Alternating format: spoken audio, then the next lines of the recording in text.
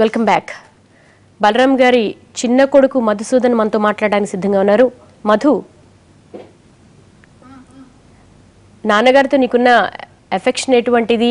ఎప్పుడు మాట్లాడావు నాన్నగారితో? అది ఆ రోజు వెళ్ళే ముందు రోజు, ఇంకా పొద్దున ఒకసారి. ఏం మాట్లాడావు?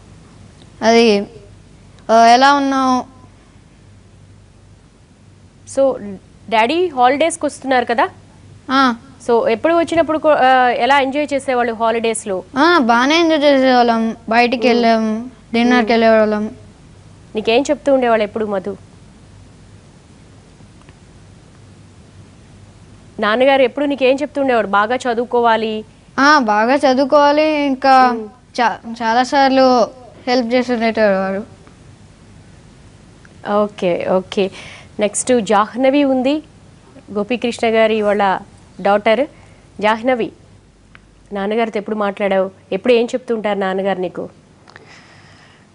మంచిగా చదువుకో, మంచిగా మార్క్స్ తెచ్చుకొని చెప్తుండేవారు.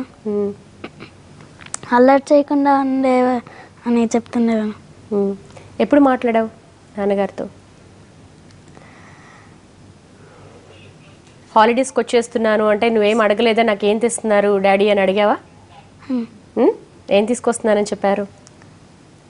ఏదో కొన్ని చాక్లెట్స్ అవన్నీ చాక్లెట్స్ అవి తీసుకొస్తా అన్నారు. ఓకేమ్మా. కళ్యాణి గారు, మీరు ఆల్రెడీ లిబియా వెళ్ళారు, కొన్ని రోజులు ఉన్నారు, మళ్ళీ బ్యాక్ ఇండియా వచ్చేసారు పిల్లల చదువు కోసం. సో లిబియాలో ఆల్రెడీ 4 క్యాప్చర్ చేశారు, కిడ్నాప్ చేశారు, ఒక 2 వదిలిపెట్టేశారు, లక్ష్మీకాంత్ గారు కానీ విజయ్ కుమార్ గారు.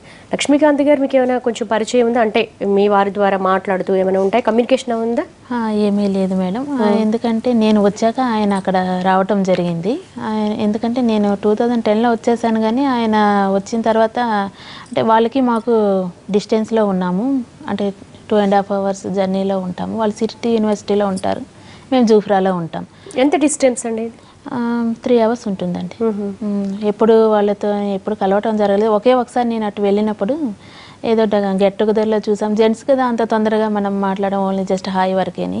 ఫ్యామిలీస్ ఉంటే ఏమైనా మాట్లాడేవాళ్ళం, వాళ్ళ ఫ్యామిలీ తర్వాత ఎప్పుడు వచ్చా నాకు తెలియదు కూడాను, అసలు పరిచయం అయితే లేదు. ఓకే, లిబియాలో కేవలం గోపీకృష్ణ గారు కాంటాక్ట్ మాత్రమే మీకుంది, అంటే ఆ ఫ్రెండ్స్ కానీ, లేకపోతే ఒకవేళ వాళ్ళు ఎప్పుడైనా సెల్కి అందకపోతేనో, లేకపోతే సిగ్నల్స్ ప్రాబ్లం అయినా వాళ్ళు అవైలబుల్ లేనప్పుడు మిగతా వాళ్ళని యూనివర్సిటీలో వాళ్ళతో కాంటాక్ట్ అవ్వడం అలాంటివి ఏమి లేవు? ఏం లేదండి, నాకు ఒక్క జూఫ్రాలో ఉన్న వాళ్ళే తెలుసు. అక్కడ సిరిటి వాళ్ళైతే ఎప్పుడో చూడటం హాయ్ వరకేని, ఎవరు పరిచయం లేదు. ఎవరు పరిచయం? నాకు జూఫ్రాలో ఉన్న వాళ్ళే తెలుసు. ఈ మలయాళీస్, తమిళియన్స్ వీళ్ళే తెలుసు, అంటే ఇండియన్స్ ఎవరు లేరు. ఓకే, శ్రీదేవి గారు, ఆల్రెడీ లక్ష్మీకాంత్ అండ్ విజయ్ కుమార్ గారిని రిలీజ్ చేశారు, 4 ఒకేసారి తీసుకున్నారు, వాళ్ళిద్దరిని వదిలేశారు.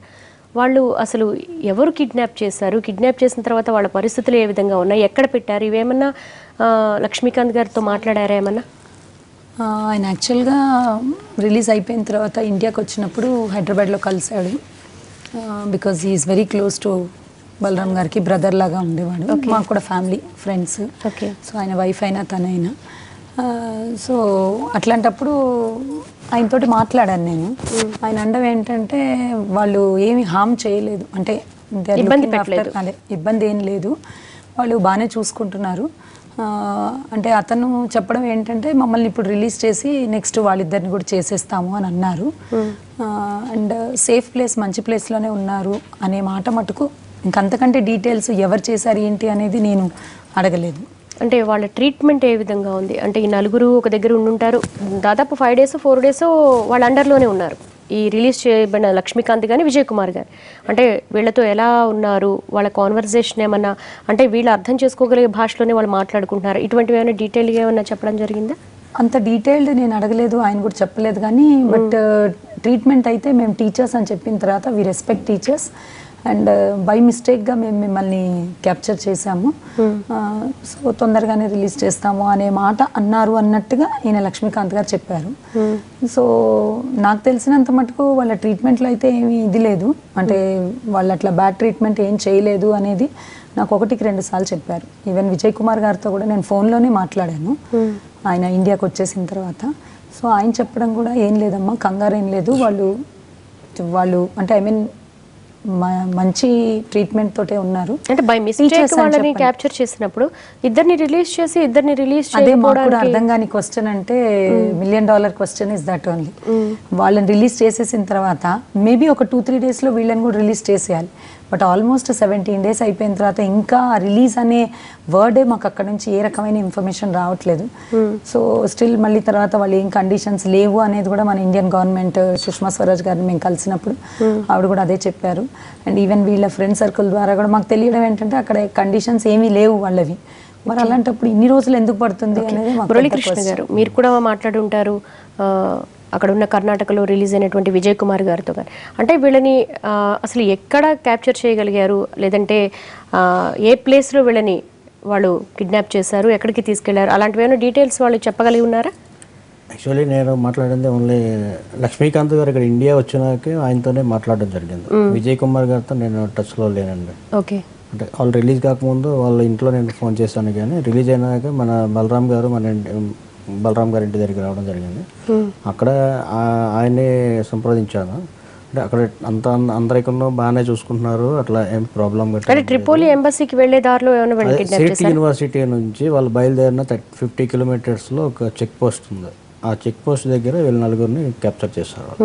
అంటే బై మిస్టేక్ క్యాప్చర్ చేశారని ఆయన చెప్తున్నారు. అంటే ఆయన చెప్పగలుగుతున్నారా వాళ్ళు ఏమైనా వెపన్స్ క్యారీ చేస్తున్నారా? వాళ్ళ దగ్గర ఏమున్నాయో ఏమి కూడా చెప్పలేదు. వాళ్ళు అట్లానే 4 కూడా తీసుకొని వెళ్ళారు. ఒక రూమ్లో పెట్టారు. ఆ రూమ్లో మాకు ఏసీ కూడా ఇచ్చారు. అంతా కూడాను ఫుడ్ గట్రా అంతా బాగానే పెట్టారు, బాగానే చూసుకున్నారు. వీళ్ళందరూ అధ్యాపకులు కదా, అధ్యాపకులు అంటే చాలా రెస్పెక్ట్ ఇస్తారనేసి కూడా చెప్పారు. అట్లా వాళ్ళు తీసుకెళ్ళి వాళ్ళ ట్రీట్మెంట్ అంతా బాగానే చేస్తారు, అసలు ఏమి ప్రాబ్లం కూడా లేదు. ఫస్ట్ వాళ్ళిద్దరిని విడిచిపెట్టి అగైన్ ½ an hourలో వాళ్ళకి కూడా విడిచిపెట్టేస్తాము అని చెప్పారు. అందుకని నేను చెప్పాను అని చెప్పారు అనమాట. ఓకే. అంటే మురళీకృష్ణ గారు సహజంగానే ISIS టెర్రరిజానికి ఒక ఎజెండా అంటూ ఏమి ఉండదు. వాళ్ళకి డిమాండ్స్ కానీ లేకపోతే వాళ్ళు చేసే పనికి ఒక రీజన్ కానీ ఏమి ఉండదు. కానీ ఇక్కడ పర్టికులర్గా ప్రొఫెసర్స్ వీళ్ళు చదువు చెప్పే వాళ్ళని ఏం చేయము అని వాళ్ళు మాట్లాడుకుంటున్నప్పుడు ఒక ఇద్దరిని రిలీజ్ చేసి ఒక ఇద్దరిని మాత్రమే అట్టిపెట్టి అసలు వాళ్ళు ఉన్నారా లేరా, ఎక్కడ పెట్టారు, ఎప్పుడు రిలీజ్ చేస్తారు అనేది కూడా ఒక అయోమయ స్థితి. ఒక నిజంగా చూసేవాళ్ళు కూడా చాలా బాధ కలిగే విషయం. ఎందుకంటే ఎప్పుడు వస్తారని ఎదురు చూపులు, ఏం జరుగుతుందో అన్న భయం. ఎందుకని అటువంటి సిచ్యువేషన్లోకి ఉందా, లేకపోతే అక్కడ వాతావరణం ఏ విధంగా ఉందనేది ఆయన ఏమైనా చెప్పగలిగారా లక్ష్మీకాంత్ గారు? అంటే భయం వేసే విధంగా ఉందా, లేదు సేఫ్ వాళ్ళు రిలీజ్ చేస్తారు ఇవాళ తెలియపోయినా అనే కొంచెం ఏమైనా భరోసా ఇచ్చారు? ఆయన చెప్పిన ప్రకారం అయితే మాకు చాలా ధైర్యం వచ్చిందండి. అక్కడ వాళ్ళకి ఏం హామ్ గట్ట ఏం చెయ్యం, వాళ్ళని కూడా విడిచిపెట్టేస్తాం, మీరు ఇండియాకి వెళ్ళండి, ఇండియాకి వెళ్ళి మాకు ఫోన్ చేయండి, ఫోన్ చేసినాక వీళ్ళిద్దరిని కూడా విడిచిపెట్టేస్తామని చెప్పి ఆయనకి పంపించారంట ఇండియాకి. వాళ్ళిద్దరిని ఎందుకంటే విడిచిపెట్టారంటే వాళ్ళిద్దరు యాక్చువల్లీ సిటీ యూనివర్సిటీలో వర్క్ చేస్తారు వాళ్ళు. అయితే వీళ్ళు తీసుకెళ్ళినాక వాళ్ళు 4 దగ్గర కూడా మొత్తం అన్నీ అంటే ప్రూఫ్స్ గట్రా అడిగారు అనమాట వాళ్ళు. అయితే వాళ్ళ ఇద్దరు కూడా అదే యూనివర్సిటీలో పనిచేస్తారు. ISISలోనే వీళ్ళ స్టూడెంట్స్ కూడా ఒకరిద్దరు ఉన్నారని సిటీ యూనివర్సిటీలో ISIS తీవ్రవాదులకు సంబంధించిన స్టూడెంట్స్ చదువుతున్నారు. స్టూడెంట్స్ కూడా చదివేవారు, అంటే వాళ్ళ స్టూడెంట్సే. వాళ్ళు చెప్పారన్నమాట, ఐడెంటిఫై చేశారు వీళ్ళు మా లెక్చరర్స్ అట్లా అని చెప్పేసి. ఆ తర్వాత వాళ్ళ డీన్ ఎవరైతే సిటీ యూనివర్సిటీ డీన్ ఉన్నాడో వాడు అన్ని అంటే వాళ్ళ ప్రూఫ్స్, అంటే వీళ్ళు ఇక్కడనే జాబ్ చేస్తున్నారు, ఇక్కడనే విత్డ్రా చేస్తున్నారు, వాళ్ళ ఐడెంటిటీ కార్డ్స్ అవన్నీ తీసుకెళ్ళి వాళ్ళకి అన్నీ చూపించినాక వాళ్ళే అక్కడ యూనివర్సిటీ తీసుకెళ్ళి విడిచిపెట్టారని ఆయన చెప్పారనమాట.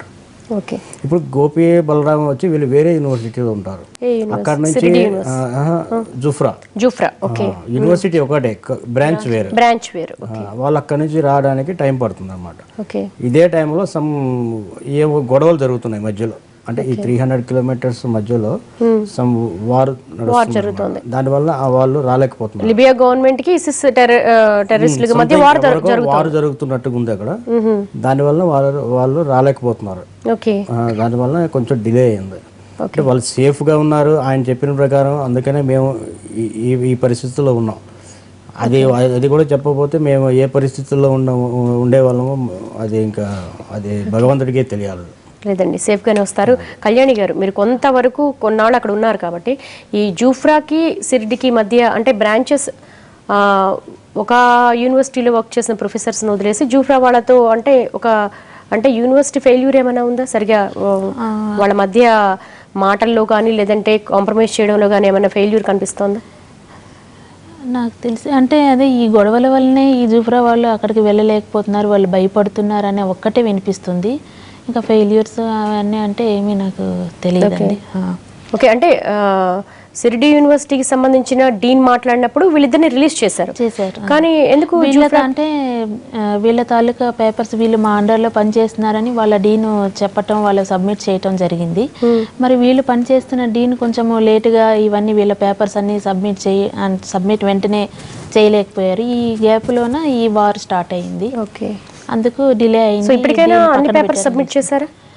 సబ్మిట్ చేశారని చెప్తున్నారు. ఓకే ఓకే, షార్ట్ బ్రేక్ తీసుకుందాం. బ్రేక్ తర్వాత ప్రభుత్వం తరపున వీళ్ళకి ఎటువంటి సహాయ సహకారాలు ఉన్నాయి ఆ డీటెయిల్స్ కనుక్కుందాం. షార్ట్